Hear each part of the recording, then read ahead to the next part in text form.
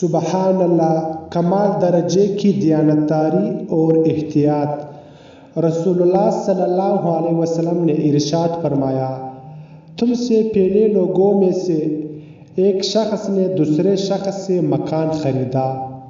بعد ازاں خریدار کو اس مکان میں ایک مٹکا ملا جس میں سونا موجود تھا۔ چنانچہ اس نے مکان فروخت کرنے والے سے کہا کہ اپنا سونا لے جاؤ، کیونکہ میں نے تم سے گھر خریدا ہے، سونا نہیں۔ مکان فروخت کرنے والے نے کہا کہ میں نہیں لے سکتا، کیونکہ میں گھر کو بمع ساز و سامان تمہیں بیچ چکا ہوں۔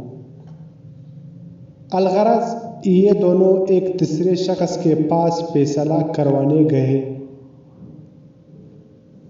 فیصلہ کرنے والے نے ان دونوں سے پوچھا، کیا تمہاری کوئی اولاد ہے؟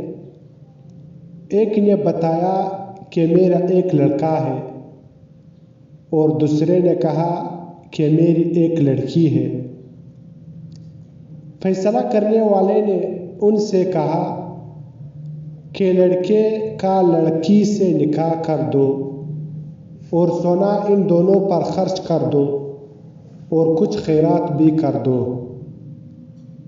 بحوالہ صحیح البخاری، حدیث نمبر 3472۔